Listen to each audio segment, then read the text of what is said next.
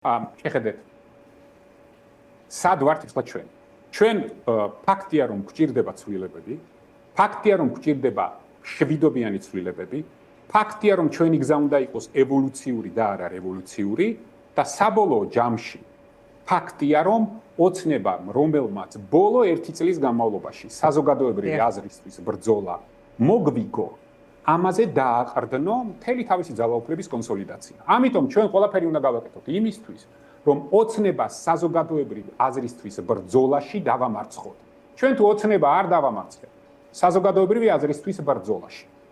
მაშინ გამოდის, რომ ჩვენ ვერანაირ არჩევნებში საერთოდ ნებისმიერი ხელისუფლების რესურსი დაკარგული იქნება, სანამ ამას არ გავაკეთებთ, მაგრამ არჩევნების გზითაც ძალიან გაგვიჭირდება. ამიტომ ეს არჩევნები ჩვენთვის არის შესაძლებლობა იმისთვის, რომ ჩვენ ველაპარაკოთ საქართველოს თითოეულ მოქალაქეს, სადაც მივწვდებით და უცნათ რომ თქვენ ტელეაუდიტორიის მეშვეობით პერსონალურად ამ ეტაპზე როგორც ჩანს, თქვენ თქვით რომ არ მინდა ივანიშვილის იურისდიქციაში თავი მოვიქციოთ, ეს ასე იქნება 4 ოქტომბრის შემდეგაც თუ რაღაც ფაქტორებზე შეიძლება იყოს დამოკიდებული თქვენი დაბრუნება, ბარემ ეს კითხვაც რა ფაქტორებზე უნდა იყოს ჩემი დაბრუნება?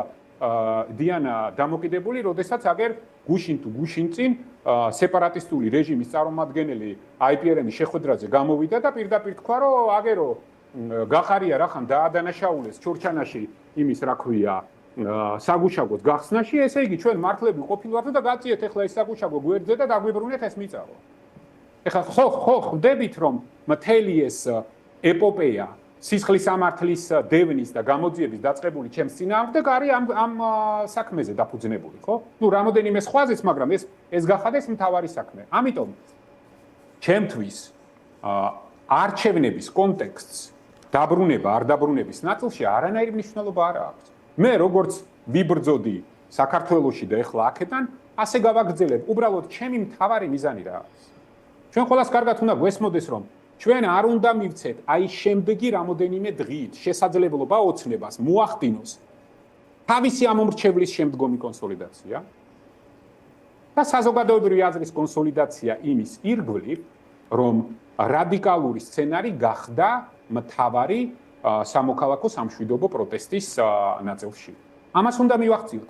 ჩვენ ერთადერთი და ყველაზე მნიშვნელოვანი რაც გვაქვს ეს დასაცავი, ეს არის მშვიდობიანი სამოქალაქო პროტესტი, რომელიც უნდა შევახვედროთ ჩვენი სამოქალაქო საზოგადოების და ხალხის და მოქალაქეების მოთხოვნას მშვიდობიან ცვლილებებზე. ეს არის გამოსავალი. ამიტომ უნდა ველაპარაკოთ და ის ვიღაცეები, ვინც ამბობენ, რომ თურმე 4-ში დაიწყებენ და 4-ში საღამოს დაამთავრებენ.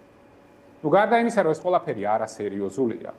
ნუ თქვენ ხომ უნდა გესმოდეთ, რომ ეს არის ოცნებისთვის ისეთი დახმარების გაწევა, რომელსაც ოცნება ხელიდან არ გაუშვებს. კი ბატონო, გიორგი, მინდა აუცილებლად მარტივი რამ მინდა გითხრათ. და შემდგომ აი შეხედეთ. საპარლამენტო არჩევნების შემდეგ ოპოზიციამ რამოდენიმე კრიტიკულად მნიშვნელოვანი შეცდომა დაუშვა. ამით ოცნებამ პოლიტიკურად პარტიებს მოუგო, მაგრამ სამოქალაქო პროტესტს ვერ მოუგო. რა შეცდომები იყო ეს? ეს იყო პარლამენტის ბოიკოტი, შემდგომ იყო არჩევნების ბოიკოტი და ეხლა დამხობის სცენა. ეს ყველაფერი თავიდან ბოლომდე ძალიან ხელოვნურად გამოიყურა. ამიტომ ჩვენ რაც უნდა გავაკეთოთ ახლა, არჩევნებში პარლამენტის ბოიკოტიც ქართული ოცნების ოფისებში დაწერილი სქემის ნაწილია, ასე ფიქრობთ? რა მნიშვნელობა აქვს სად არის დაწერილი? ძალიან დიდი მნიშვნელობა აქვს. ნუ პოლიტიკა პროვოკაციების გარეშე ხო იცით რომ არ არსებობს. კი ბატონო, გიორგი, წესით თქვენი და ლელოს მონაწილეობით დიდწილად არჩევნებში ამ არჩევნებს სხვა წონა ეძლევა, ამიტომ ოცნების ინტერესი ეს უნდა ყოფილიყო. მიუხედავად ამისა, იქ კანდიდატების გადაბირება თქვენთვის ისევ რაღაც მოღალატის ძახილი და ასე ვთქვათ ლელოს მიმართაც თავდასხმები. ეს რაღაც საარჩევნო დრამატურგიის ნაწილია ოცნების მხრიდან თუ აი როგორ აღიქვამთ? ეხლა თქვენ მეუბნებით საარჩევნო დრამატურგიის ნაწილია, მე რო ოჯახს მოწყვეტილი, ახლა სადღაც გადახვეწილია. არა. მე ვამბობ, ნაწილია დიანა ეს. როგორ? საარჩევნო იმის დრამატურგიის ნაწილია. მე ვსაუბრობ, რომ თქვენი მონაწილეობა არჩევნებში წესით ყოფილიყო უნდა მათი ინტერესი, ამიტომ ამ ფონზე ეს რისი ნაწილია? არაფრის ნაწილი ეს არ არის, ეს არის ნამდვილი ბრძოლა და დისკრედიტაცია პოლიტიკურ ოპონენტებთან, ისეთ ოპონენტებთან, რომლებსაც ყველაზე სახიფათოდ თulis. ეს ანუ არჩევნებში მონაწილე ძალებს ებრძვის უფრო თქვენი დაკვირვებით ეს არის ოცნების სტრატეგია. არჩევნებში მონაწილე ძალებს კი არ ებრძვის. ოცნება ებრძვის ყველა იმ პოლიტიკურ ძალას, რომელიც ველზე გონიერ, ზომიერ და თანმიმდევრულ პოლიტიკას ახორციელებს. ეს არის მათთვის მთავარი პრობლემა, თორე არჩევნებში სხვა ძალების მონაწილეობს, რომლებსაც საერთოდ არ ებრძვის და პირიქით ეხმარება. ამიტომ გავითვალისწინოთ, რომ ჩვენ და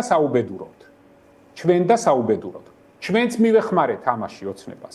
ჩვენ არჩევნებიდან, პარლამენტიდან, ეხლა გვინდა საკრებულოებიდანაც პოლიტიკა გავიტანეთ, მოვკალით, გავანადგურეთ.